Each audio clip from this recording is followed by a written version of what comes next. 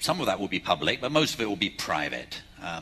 And that requires enlightened private investors, but it also requires the right policies within the host country. Tomorrow, Paul Pullman will be here from Unilever, and we're speaking at the plenary, and we'll hear, I mean, there's someone clearly, Unilever, a real leader in this space. CIFOR and your network must be sort of looking at this kind of issue. How encouraged are you that we're starting to see a shift in what finance is for and what investment's for? And Rachel, you have a very interesting job because you oversee both the lending to the public side of the World Bank, but also the private side of IFC. Obviously, I hope things are moving in the right direction. Which is moving in a more encouraging way, and do you feel pretty encouraged overall or not? Peter. Okay, thanks. If the mic is on, I'll try to respond to your question. Great. I think the conscious and responsible finance is there. I think the demand for that finance is there from all forms of land-based sector activities, but they're not connected. Mm-hmm. The way it works today is that if you're large enough, then you have access to capital and you can invest in land use. And investing in land use is, let's face it, is a profitable venture. It is the kind of profitable ventures that large-scale pension funds would be very happy to invest in. But the connection to the many, many smallholders is not there. So connecting them, finding the technology primarily, for connecting these two entities is the key. And here is a bit of a paradox, because on one hand we must embrace the complexity and diversity of landscapes on the ground. We should really let the priorities be set in the local context, whatever that context is, and we shouldn't interfere too much in that. But on the other, if we want to engage the very large-scale capital, then we have to standardize. And it's that standardization that's missing, the standardization that makes it interesting for the very large-scale capital without compromising the flexibility on the ground. And this is an area we are beginning to explore. It looks very promising. One of the areas that we need to clarify is the common language of what we mean by progress. Now, there is only one measure of progress that's usually aired in these fora, and that's to reduce deforestation. It's a very admirable goal, but unfortunately it's not really representing the whole of reality that we need. We need a common language that can convince investors, policymakers to scale up. Thank you. Thank you. Rachel? Well, I mean, you know, I am encouraged because I think that there is now the beginning of the conversation we really need to have. I think that we've been, you know, somewhat distracted in recent years around, in the absence of the kind of momentum that we're beginning to see, you know, lots of sort of platforms and initiatives and, you know, and more initiatives, and each of them, you know, bringing a few millions together, or, you know, maybe a few hundred millions together. And there's been some breakthrough initiatives, but it's been on the supply side, and that will get us so far. But what we're really beginning to see now is, you know, because of, you know, the real and present danger, some serious discussion around the demand side, and this is what I was referring to in terms of the effective management of the economy. And we've got enough people on the public sector side and enough people on the private sector side that understand that this isn't about, you know, as was often the case, you know, in you know, large investment managers or institutional investors saying, well, if government just did A, B, C, we would invest. You know, as if it is government's responsibility to take away all of their risk. No. And then the public sector decided, you know, why won't the private sector invest, right? And we were having these two parallel conversations. You know, it was like a Harold Pinter play. You know, you had to read the silences to understand what was really going on. Now we're in the silences.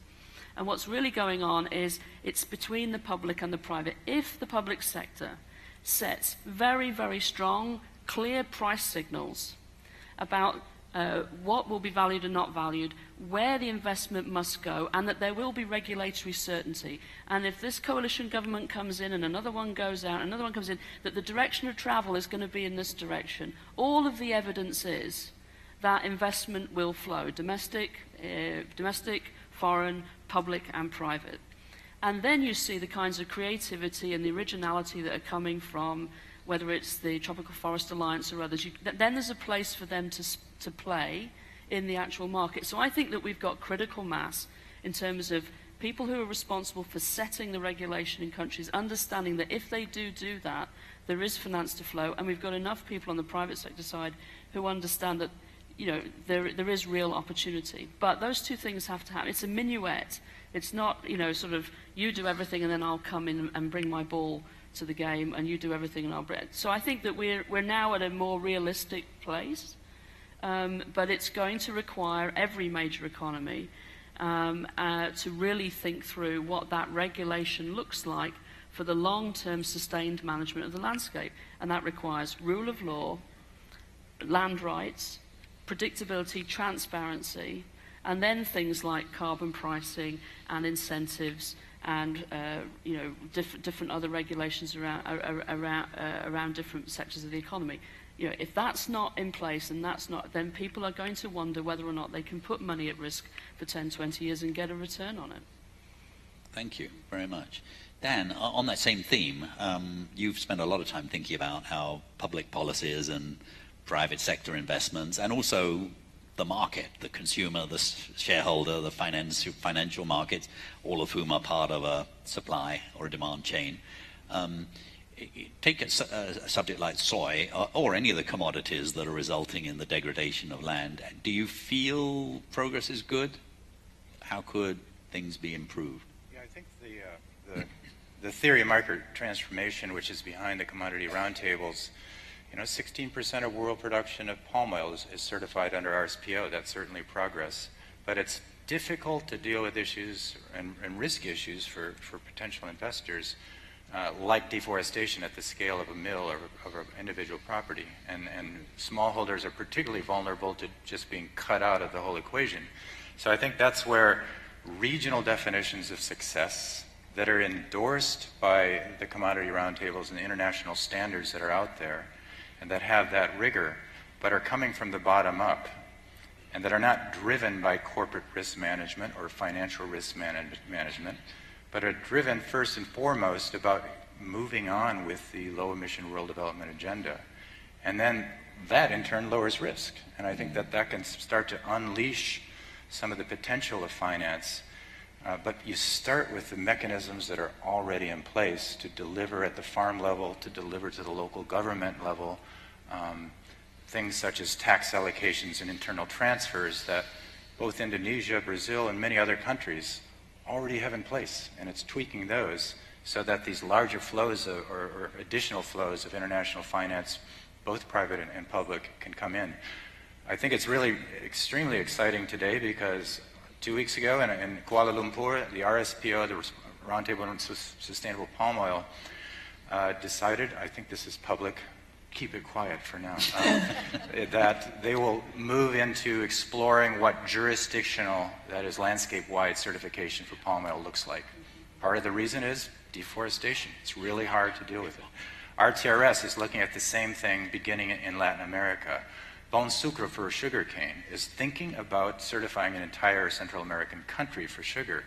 Better Cotton Initiative is thinking about certifying all of California because California has great policies on some of the most nasty issues, or wrong word, some of the most unfortunate sides of producing cotton. So I think there's lots of momentum. There's a potential to bring these together, but we really have to have this bottom-up element, getting to regional agreements to make it go forward. That's great. I've been told, by the way, we have 10 minutes grace time because we started very late. Actually, I haven't been told that, but I just decided that. No, I think that is true, isn't it? Yes. So want to open, that's all right, right? Yes, good. To some questions. I would like to actually ask my own questions, but I feel we ought to be more democratic. Gentlemen over here. I think we have some mics and a lady on the front. Do we have some microphones? Ah, yes. So maybe if you put your hands up, those that want it, and we'll take the microphones to you so that we'll be able to not spend too much time on this.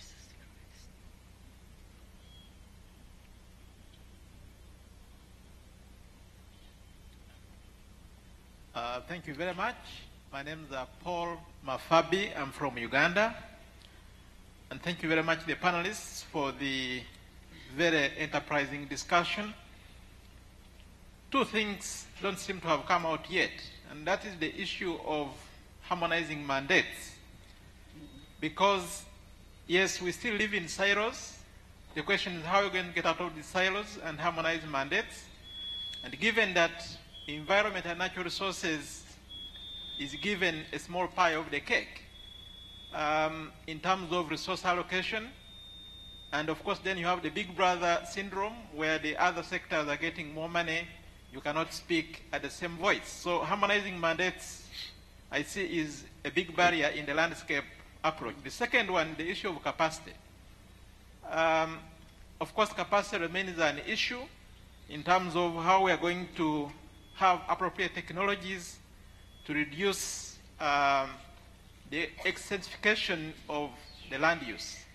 I think these are the two issues I wanted to raise, and panelists perhaps could shed some light on this. Thank you. Thank you very much. Thank you. And if we take two more, if you bring it round to the front here.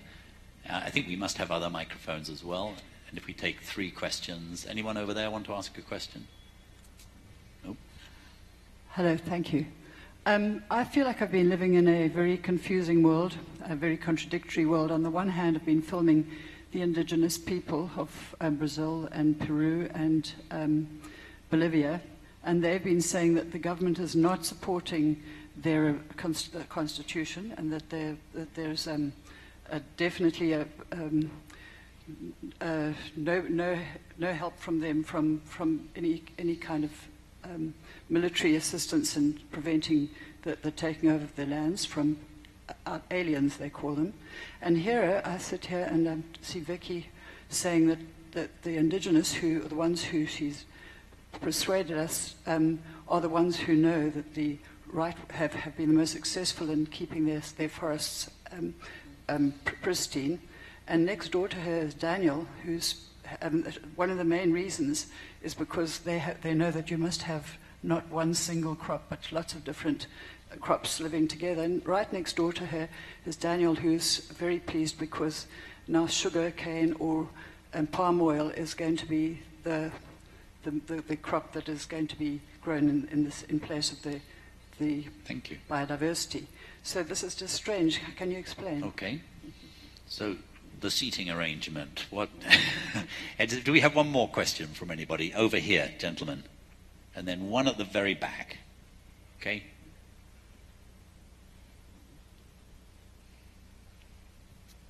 Bill Herditch from Sydney, Australia. We all know that carbon sequestration in landscapes is a key issue in climate mitigation. But we've all heard about the crash of carbon pricing. We don't know whether the meeting over a couple of kilometres away is going to really recognise forests and soils properly. What about the heat dissipation benefits of forested landscapes, water bodies, the whole question about how landscapes handle incoming solar heat? Is there a new instrument in the wings that we could harness to really recognise and incentivise proper landscape diversity? Great. And right at the very back.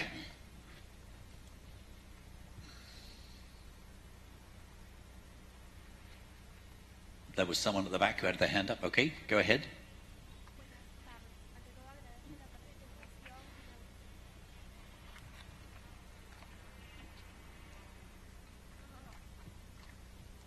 Muy buenas tardes, agradezco la participación de todos los ponentes y aquí los asistentes.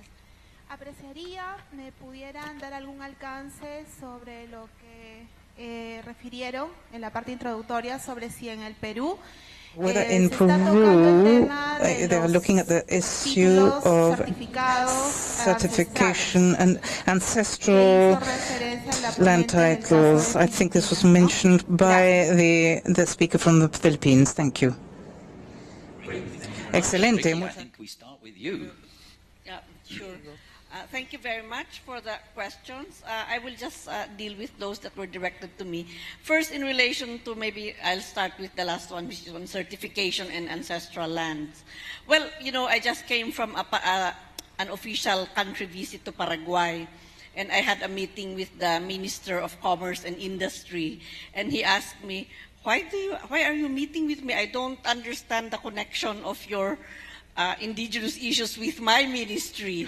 And I said, well, there is a connection, because you see, in your country, as I have traveled in the different parts, I have seen how many of the lands of indigenous peoples, even if these were titled, are being encroached by cattle ranchers, by soya plantations, you know. And if you are a member of a certification, maybe the RSPO, in the RSPO, the Soya Bean Roundtable, I can imagine that there is an element there, I haven't read it very well, but a component there which says that has this been produced, you know, with respect to the, in a manner that respects the rights of indigenous peoples. I hope there is. I just invented it. But anyway, I told him that, you know, the trade, you are the number 4 trader of soya beans, you are the number 5 in cattle, beef exports, but you also have the 90% deforestation, and that means indigenous people's lands are being destroyed as you increase that. So I think, and this is linked to your question, I think that really the harmonization question is the big issue here. How do you really develop national land use acts or plans that really ensures landscape approaches? Because in most countries, you have different laws governing mining, governing industrial agriculture, governing respect for ancestral domains, etc., and protected areas. And many of these are conflicting. Many of these are imposed on one particular area, and that's where a lot of problems come, where insecurity, conflicts, as well as human rights violations happen. So I think one prerequisite for seeing in the concrete how landscapes approach is being implemented is really by formulating a national land use act that harmonizes all the different land uses to be sustainable, you know, to be sustainable and to really ensure that rights are respected as well as ecosystems or landscapes are sustainably used. I think that's a very difficult challenge, but that's the only way we can talk about landscape approach, even in this forum. Great, thank you very much. Fabiola, anything you wanted to say in response to any of the questions? Well, yes, in our countries, there was an explicit reference to the indigenous people of Peru and Bolivia and others, and the question of legal security and recognition of rights is a critical issue, and this is something that we understand today more than ever.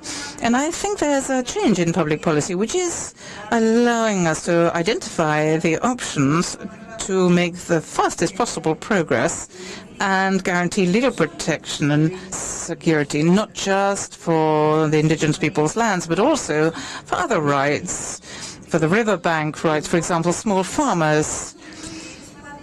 And I think this has to do with the changes in approach that we can see in the laws. For example, we are in the midst of a process for regulating the forest and wildlife law, which was passed in 2011, and people are saying, well, why are you taking so long to get these regulations done? And it's because participatory processes take a long time. You don't get them done in 2 or 3 months. And if these processes also have prior consultation process, and right now we are in the midst of the prior consultation process with the indigenous people of Peru to pass the regulations for the law. This takes time, but the important thing is to get this political decision and make sure you go and do these prior consultations and get the different perspectives. I would just like to add something with respect to another of the questions asked. The question of capacity building. This is critical. And certainly, to move from a paradigm of sectors or a sectorial perspective on to this territorial This focus, this approach to land use requires capacity building because it's a new approach. And there we have to work in approaches for linking up lots of stakeholders, different levels, and teamwork. And what is hardest that I have found in public administration in general is that is simply teamwork. It's one of the most critical elements, and that is where I think we also have to link up work between researchers, decision takers, teachers, the curricula. In Peru, at the moment, one of the biggest universities in Peru, they're talking about updating the curriculum for the forestry faculty. And now, what is the focus they're going to give it? What new perspective is academia going to have? If it's going to produce new professional people, let us hope that it will be a landscape approach. We have a lot of different opportunities, but what is critical in any process is people. If people are well disposed to change and rethink paradigms, it's possible to speed up this change. But if people are not willing to sit down and really dialogue and integrate this landscape approach in everything we do, it's going to be hard to make progress. Sí, exacto. And sharing information as well is such a threat to so many more traditional workers. That's great, and clearly you're going about it in a really wonderful way. Dan, do you have any reflections? Yeah, I think where the landscape approach is going to have the biggest impact is in frontiers. It's where you can make a lot of money converting forests to other crops, and that is, by definition, a very messy process. The rule of law is weak. I think the capacity question is key. The question is, how do we get to that capacity? How do we make environments something that's outside of the protected areas and embedded in the production systems? And I think that's where the market connections, mostly regional, I would say. The big global markets are mostly effective in about 20% of the tropics today. But also the policies, the regional governance structures, when those start to lead to more jobs and better livelihoods and more votes for the current political leaders, that's when we'll see change starting to happen. And I think that's what's bubbling up around the world today. I think a very useful tool that has been created by RED, which is the jurisdictional reference level, is an example of some of the innovation and performance-based payments and rewards tied to that reference level that will be very useful in pulling these worlds together. Commodities like soy, palm, I'm sure that everyone in this room has a lot of molecules produced by palm oil plants and soy plants in their bodies right now.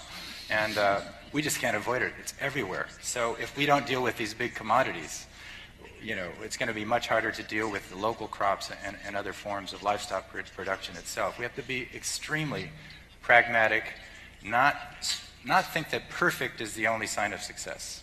What we're talking about is a good, maybe a pretty good pathway to a new development model. That would be a resounding success. Thank you very much. Rachel. Yeah, well, I mean, not having the perfect drive out the good, I think is, absolutely essential and will be a watchword for how we try to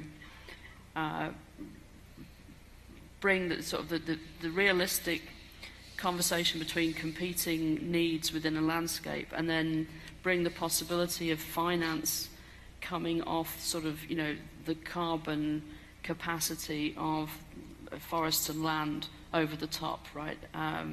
So there's been all this extraordinary effort into finding a way to find the value in that carbon. And there's both through RED and RED Plus has been extraordinary success, but now taking it to scale is really the key. And I think that, first of all, you have to understand why carbon prices collapsed. I mean, when you say that, I mean, I think you're referring to is the collapse of the carbon price in the European trading scheme. That collapsed because the ambition collapsed. And if the ambition collapses and you've got no floor and no ceiling, then why would there be a price? The price will collapse as well. And so what we're trying to do going forward is see that as more and more countries are putting a price on carbon somehow effectively in their economy, and they're doing it either through taxes or they're doing it through emissions trading schemes or market-based mechanisms. Some are doing it through setting strict performance standards. The really smart ones are setting floors and ceilings and then tightening and tightening so that price constantly goes up. You're going to start to see, more and more jurisdictions around the world with some kind of effective price on carbon, and that's going to start translating into the way Unilever thinks about its global operations, etc., etc. Now, 1st of January, Korea's carbon market will come into play.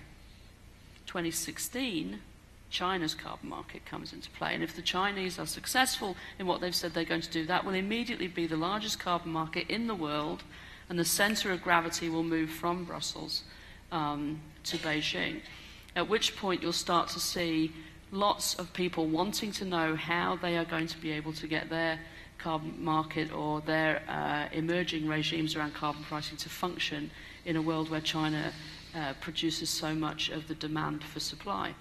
So I think that these things are happening, and while all of that's happening, we have to perfect the ability to take RED+ to scale, and therefore being able to take the forest financing mechanisms that exist and be able to help agriculture rules and forest rules and everything work effectively within one economy and try to build that capacity becomes very important. So, for example, in Mexico, we've got about $350 million at play from different forest sources, from different forest carbon sources, to try to make sure that then Mexico can start to build at scale an ability to bring that in as one financing mechanism for what people will need in the landscape.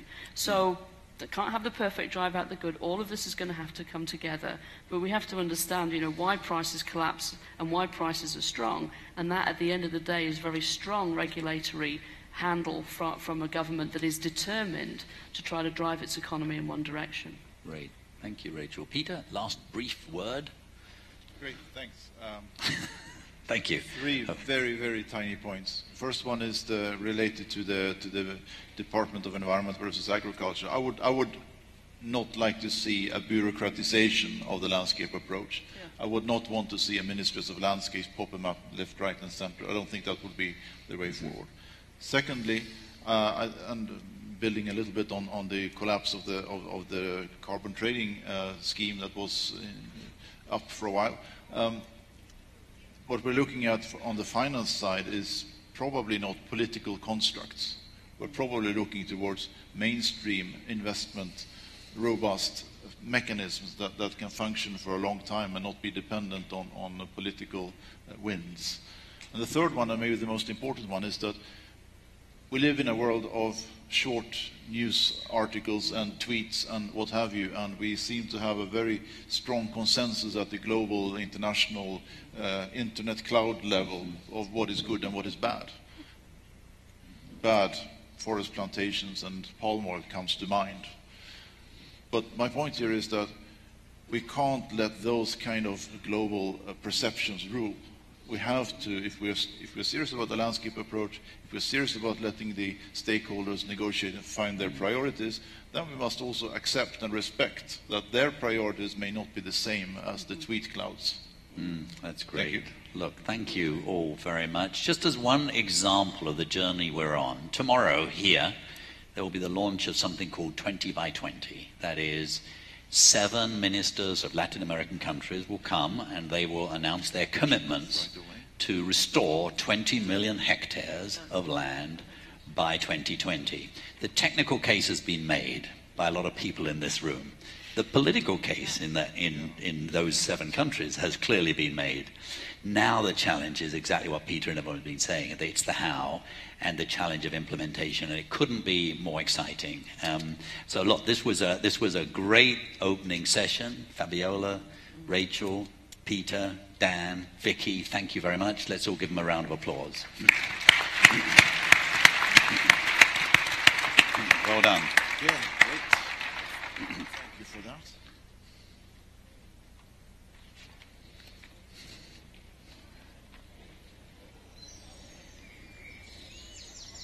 Oh, do you